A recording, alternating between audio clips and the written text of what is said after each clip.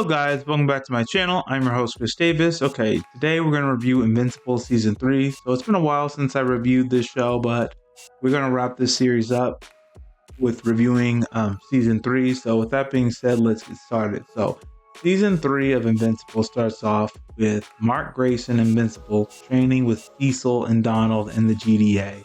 He's training with them because they have to get him ready to battle other Viltrumites who want to come to Earth and conquer it. So last season, Mark got beaten up by Anissa, and so now Cecil is trying to make Invincible stronger so he can fight off Viltrumite invasion, because the Viltrumites still want to take Earth. Invincible and Cecil, they have a falling out because Cecil is using couple of Mark's former enemies to work for the GDA. So there's Darkwing, but the worst one to Mark is Sinclair. Sinclair is that college student in season 1 that experimented on people and made them cyborgs and terrorized people.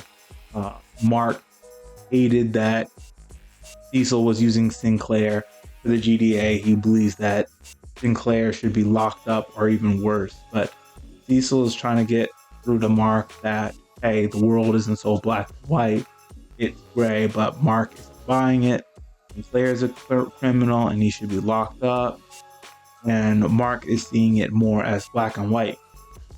We do get some backstory about why Cecil sees the world as gray. So when he was younger, he was stopping this terrorist group called the Freeing Fist. When he stopped the Freeing Fist, the director of the GDA at the time was using the Freeing Fist to work for the GDA, and Cecil, who was younger at that time, saw things more as Mark did, as black and white, and he killed the Freeing Fist terrorist, and then he was locked up for it, and then he was given a test. Seeing things black and white or gray, he had to bring order to a prison. And doing so, he had to cross some ethical boundaries in order to do it. But that's what groomed him to be the new director of the GDA. So that's why Cecil sees things as more gray and not black and white. But Mark has had it. He's had it with Cecil spying, keeping secrets, and giving criminals second chances when they shouldn't. And Mark gets furious. He tries to attack Cecil. Cecil uses his contingency plan on Mark. He has something in Mark's head, and Robot has to get it out. But then that's when Cecil and Mark split. Another cool thing that happened in this season was Mark started to... hold on. Before I move on to that, when Mark and Cecil split, some of the heroes of the GDA left the GDA. So Robot, Monster Girl, Bulletproof, Ray, and Rexplode, they decided to leave because they didn't like the way Cecil was running things either.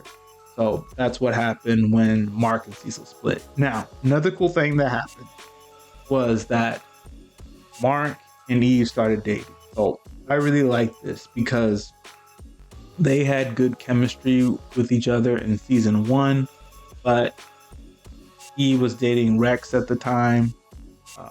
Mark was dating another girl, but him being a superhero, him kind of balanced being a college student and him dating put a strain on their relationship. And at the end of season 2, when Anissa attacked Mark and his girlfriend, that really frightened her, and so they just had to break it up. But Mark dating Eve is perfect because Eve is a superhero.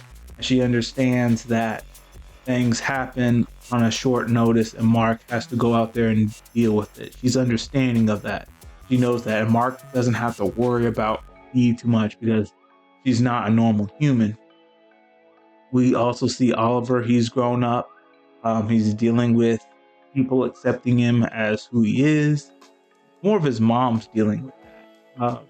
But another thing Oliver's going through is he's being a superhero just like Mark, and they have some differences on what being a hero is. Oliver seeing things more as Omni-Man did, and Mark has to tell Oliver that that way is wrong, that they have to stop the criminals, but they can't just kill people.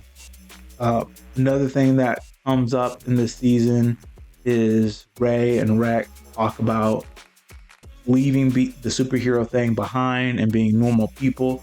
Rex doesn't really want to do this. He really wants to stay as Rex explodes.